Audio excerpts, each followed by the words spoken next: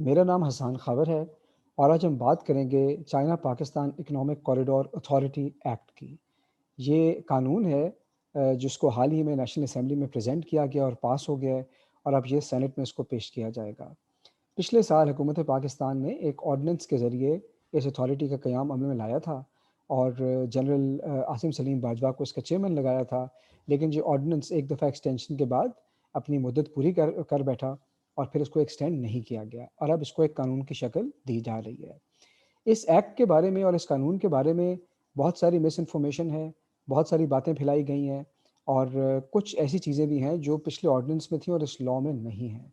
تو آئیے کہ ہم ایک اس پہ جائزہ لیتے ہیں کہ اس میں کیا تبدیلیاں اور کیا اس قانون میں ہے اور کیا اس قانون میں نہیں ہے۔ پہلی بات تو یہ ہے کہ جو چائنا پاکستان اکنامک کوریڈور ہے، اس کو چلانے کے لیے ایک جوائنٹ کوآپریشن کمیٹی ہے جس کو پاکستان اور چائنا مل کے ہیڈ کرتے ہیں۔ ہماری سائڈ سے minister of planning development and reform اس کو ہیڈ کرتے ہیں۔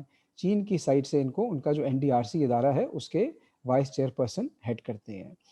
یہ میں نے کچھ اخبارات میں کچھ نیوز میں پڑھا کہ اس لاء کے ذریعے چیئرمین سی پیک اتھارٹی کو اس کا ہیڈ بنایا گیا۔ یہ بات غلط ہے۔ ہماری سائڈ سے پلاننگ منسٹر ہی اس کو چیئر کرتے رہیں گے، اور NDRC کی سائڈ سے بھی ان کے وائس چیئر پرسن ہیڈ کریں گے۔ اس کو سی پیک اتھارٹی کے چیئرمین ہیڈ نہیں کریں گے، اور JCC جو ہے یہی ڈائریکشن دیتی ہے سی پیک کے زیادہ تر معاملات کے اوپر، اس MOU کے انڈر، اس لانگ ٹرم پلان کے انڈر جو انیشلی حکومت چین اور حکومت پاکستان نے سائن کیا تھا۔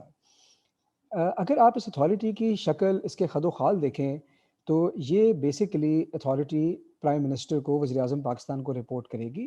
آرڈیننس کے اندر یہ کہا گیا تھا کہ یہ منسٹری آف پلاننگ کے اندر ہوگی، تو یہ ایک تبدیلی آئی ہے اس قانون کے اندر۔ دوسری بات یہ ہے کہ جو یہ چیئر پرسن اس کے ہوں گے، ان کی کوالیفیکیشن اور ایکسپیرینس کی کوئی ریکوائرمنٹ لاء میں نہیں لکھی گئی، لیکن یہ لکھا گیا ہے کہ اس کو رولز کے اندر پرسکرائب کیا جائے گا بعد میں، اور کوئی بھی چیئر پرسن جو ہے وہ 2 سے زیادہ ٹرمز نہیں کر سکے گا کنزیکٹیو۔ بیسیکلی انیشیلی یہ کہا گیا تھا کہ یہ ایک ایڈیشنل ٹرم کے لیے ری اپوائنٹمنٹ ہو سکتی ہے، لیکن اب لاء کے اندر اس کو یہ بھی کلیئر کر دیا گیا ہے کہ ان کو 2 کنزیکٹیو ٹرم سے اوپر نہیں دی جائیں گی۔ پہلے آرڈیننس کے اندر چیئر پرسن کے نیچے ایک CEO بھی رکھا گیا تھا، اور اس کے نیچے 2 ایگزیکٹو ڈائریکٹر اور 6 اور ممبر، لیکن اب جو ہے CEO کا عہدہ ختم کر دیا گیا ہے، اور چیئر پرسن ہی لگتا ہے کہ اس میں ایگزیکٹو اتھارٹی بھی ہولڈ کریں گے، اور ان کے نیچے کوئی CEO نہیں ہوگا۔ ان کے نیچے 8 ممبر ہوں گے، جس میں 2 ایگزیکٹو ڈائریکٹر ہوں گے اور اس کے علاوہ 6 اور ممبر ہوں گے۔ یہ جو اتھارٹی ہے یہ ایک کمیٹی کی طرح میجورٹی ووٹ سے اپنے فیصلے کرے گی، اور ظاہر ہے کہ اس کے نیچے ایک پورا سیکریٹریٹ ہوگا۔ اچھا، اگر ہم اس کے فنکشنز کی بات کریں تو یہ فنکشنز انٹرسٹنگ بات ہے، کیونکہ پہلے جو آرڈیننس تھا اس میں یہ کہا گیا تھا کہ یہ کوآرڈینیشن، مانیٹرنگ اور ایویلیویشن کرے گا، اور اب جب قانون آیا ہے تو اس کے اندر 3 لفظ اور اضافہ کیا گیا ہے۔ کوآرڈینیشن، مانیٹرنگ اور ایویلیویشن کے علاوہ اب اس میں پلاننگ، فیسیلیٹیشن اور انفورسنگ امپلیمنٹیشن کا بھی ورڈ ایڈ کیا گیا ہے۔ یہ لگتا یہ ہے کہ شاید اس کا دائرہ کار ذرا بڑھانے کی کوشش اس لاء سے کی گئی ہے، اور حالانکہ خیال یہ ہے کہ یہ جو پروجیکٹ امپلیمنٹیشن ہوگی یہ الگ الگ منسٹریز کریں گی، یعنی اگر ML1 کے اوپر کام کرنا ہوگا تو منسٹری آف ریلویز کرے گی، اگر کوئی سڑک بننی ہوگی تو نیشنل ہائی وے اتھارٹی کرے گی، اگر انرجی کا پروجیکٹ ہوگا تو اس کے اوپر ظاہر ہے کہ جو آپ کا پاور انرجی منسٹری ہے وہ کام کرے گی۔ لیکن یہ ہے کہ تھوڑا سا اس کا دائرہ کار بڑھایا گیا ہے۔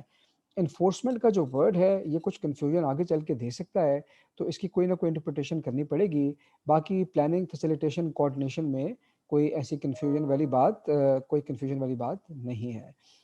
دوسری بات، ایک بہت اہم اس میں تبدیلی لائی گئی ہے اس آرڈیننس کے بعد۔ اب آرڈیننس جب بنایا گیا تھا تو اس کے فنکشنز میں یہ لکھا گیا تھا کہ CPEC authority People's Republic of China سے ڈفرینٹ کوآپریشن ایریاز کے اوپر بات کرے گی۔ یہ تھوڑے سے مبہم الفاظ تھے، کیونکہ بہت ساری ہماری بات چیت ڈپلومیٹک چینل سے ہوتی ہے، اس کو بھی اب نیرو ڈاؤن کر کے یہ کہا گیا ہے کہ سی پیک اتھارٹی جو ہے وہ NDRC سے انٹرفیس کرے گی، جو کہ حکومت چین کا ایک ادارہ ہے۔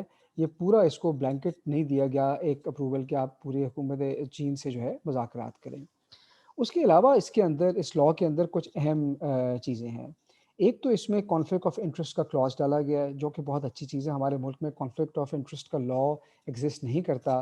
یہ کہتا ہے کہ آپ کی اتھارٹی کے اندر کوئی ایسا ڈیسیجن میکر نہیں ہو سکتا جس کا کسی پروجیکٹ کے اندر کوئی مٹیریل انٹرسٹ ہو. آپ کسی یعنی کہ سی پیک پروجیکٹ کے کسی انٹرسٹ والے بندے کو، اس کی کسی پارٹنر کو اپنی اتھارٹی کا ممبر نہیں بنا سکتے. یہ بہت اچھی چیز ہے، یہ اس کو ٹرانسپیرنٹ رکھے گی. دوسری بات یہ ہے کہ سی پیک اتھارٹی کے پاس یہ انفارمیشن، اس کو یہ پاور دی گئی ہے کہ وہ کسی بھی حکومت کے ادارے سے، کسی شخص سے انفارمیشن لے سکتی ہے. آرڈیننس میں یہ کہا گیا تھا کہ اگر وہ شخص انفارمیشن نہیں دے گا تو اس کے اوپر ایک پینلٹی یہ اتھارٹی لگا سکتی ہے. اور اس سے جو سول سرونٹس تھے وہ کچھ پریشان تھے. وہ جو پینلٹی والی بات ہے وہ اس قانون سے اب نکال دی گئی ہے. اور یہ جو اب یہ پاور ہے ان کی انفارمیشن کال کرنے کی، یہ بڑی اسٹینڈرڈ پاور ہے، کئی اتھارٹیز کے پاس ہوتی ہے، لیکن پینلٹی کا اختیار ان کو نہیں دیا گیا. اس کے علاوہ یہ پہلے آرڈیننس میں بھی اور اب لاء کے اندر بھی آڈیٹر جنرل کا مکمل اختیار ہے اس کو آڈٹ کرنے کا، بلکہ کمپلسری بنایا گیا ہے کہ آڈیٹر جنرل کا جو دفتر ہے وہ ان کو آڈٹ کرے گا. اس جو قانون کا مسودہ ہے اس کے اندر انہوں نے ایک ایڈیشنل پروویژن بھی دیا ہے کہ آڈیٹر جنرل کے آڈٹ کے علاوہ بھی سی پیک اتھارٹی کسی تھرڈ پارٹی سے بھی آڈٹ کرا سکتی ہے، لیکن یہ ایک اضافی آڈٹ ہوگا.